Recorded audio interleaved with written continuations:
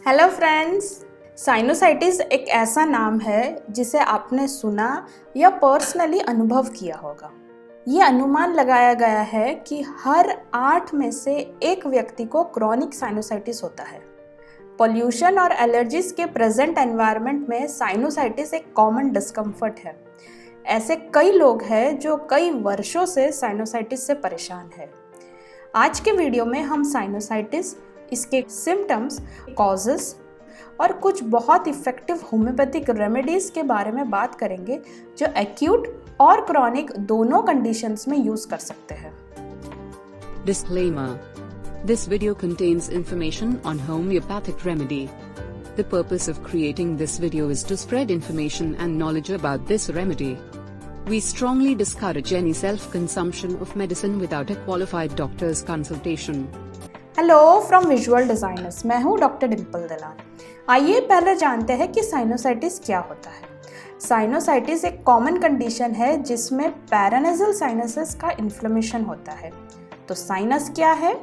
Sinus शरीर में एक हॉलो स्पेस को कहते हैं। साइनस कई प्रकार के होते हैं, लेकिन साइनोसाइटिस पैरानेजल साइनसेस को अफेक्ट करता है जो चेहरे के पीछे होते हैं। पैरानेजल साइनसेस के 4 पेयर होते हैं। इन साइनसेस में एयर भरी होती है। मैक्सिलरी साइनसेस आंखों के नीचे होते हैं। फ्रंटल साइनसेस आंखों के ऊपर होते हैं। इथमॉइडल साइनसेस आंखों के बीच होते हैं और स्पिनॉइडल साइनसेस आंखों के पीछे होते हैं। ये साइनसेस एक स्लाइमी सिक्रीशन प्रोड्यूस करते हैं जिसे म्यूकस कहते हैं।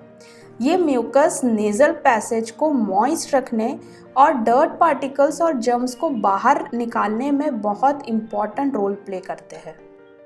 जब म्यूकस बिल्डअप होता है और साइनसेस इरिटेटेड और इन्फ्लेम्ड हो जाते हैं, तब हम कह सकते हैं कि व्यक्ति साइनोसाइटिस से परेशान है। साइनोसाइटिस एक्यूट या क्रॉनिक हो सकता है। एक्यूट साइनोसाइटिस टेम्पररी होता है और ऐसा तब हो सकता है जब किसी व्यक्ति को सर्दी या सीजनल एलर्जी हो। सिम्टम्स आमतौर पर 7 से 10 दिनों में ठीक हो जाते हैं, लेकिन 4 सप्ताह तक भी रह सकते हैं।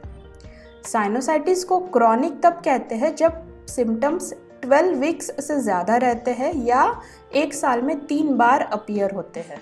तो साइनोसाइटिस के सिम्टम्स क्या है?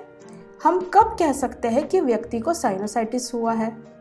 तो इसके सिम्टम्स है नेजल डिस्चार्ज जो ग्रीन या येलो हो सकता है, पोस्ट नेजल ड्रिप जहां म्यूकस गले में जाता है, चेहरे पे प्रेशर फील होता है और दर्द होता है, ब्लॉक्ड या बहती नाक, गले में खराश होती है, खांसी आती है, बदबूदार सांस, बुखार आता है, सिर दर्द होता है, स्मेल और टेस्ट की सेंस कम हो जाती है, आँख, नाक, गला और माथे के आसपास टेंडरनेस और स्वेलिंग हो सकती है। यदि आप इनमें से किसी भी सिम्टम को एक्सपीरियंस कर रहे हैं तो ये साइनोसाइटिस के कारण हो सकता है। तो अब हम इम्पॉर्टेंट क्वेश्चन पर आते हैं कि साइनोसाइटिस होता क्यों है। साइनोसाइटिस कई कारणों से हो सकता है, लेकिन ये हमेशा फ्लूइड के साइनसेस में ट्रैप होने से और उसमें जर्म्स की ग्रोथ होने से होता है। सबसे कॉमन कॉज है वायरस, लेकिन बैक्टीरियल इन्फेक्शन से भी साइनोसाइटिस हो सकता है। एलर्जीज और अस्थमा के साथ साथ एयर पोल्यूटेंट्स जैसे कि केमिकल्स या अदर इरिटेंट्स साइनोसाइटिस को ट्रिगर कर सकते हैं। कुछ लोग साइनोसाइटिस के हाई रिस्क पर होते हैं। ऐसे लोग जिनको पहले रेस्पिरेटरी ट्रैक्ट इन्फेक्शन या सर्दी जुकाम हो चुका हो, जिनको नेजल पॉलिप्स हो, सीजनल एलर्जीज हो, डस्ट, पोलन और एनिमल हेयर जैसे सब्सटेंसेस से सेंसिटिविटी हो, जिनका इम्यून सिस्टम वीक हो या फिर नेजल सेप्टम डेविएटेड हो। अब हम साइनोसाइटिस के लिए कुछ बहुत इफेक्टिव होम्योपैथिक रेमेडीज पर चर्चा करेंगे। First is arsenic. जब बिना राहत के छींकें आ रही हो और नाक बंद होने का एहसास हो रहा हो, तब आर्सेनिक के बारे में सोचा जा सकता है।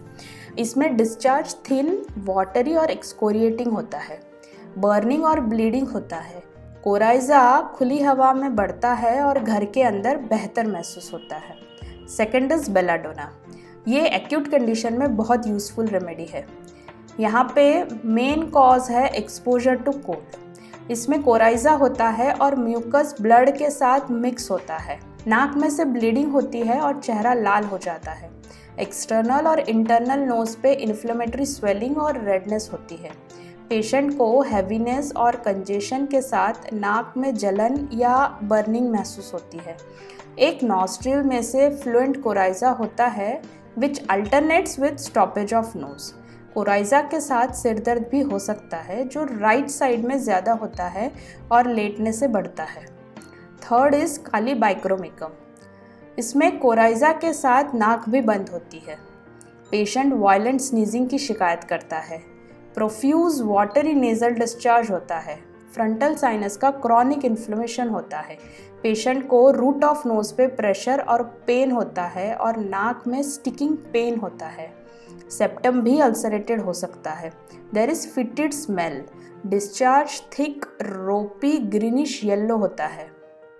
नाक में टफ इलास्टिक प्लग्स होते हैं।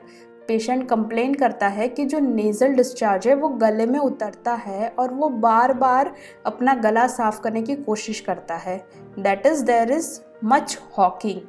पेशेंट लॉस ऑफ स्मेल की शिकायत करता है और उसे सांस लेने में भी बहुत परेशानी होती है।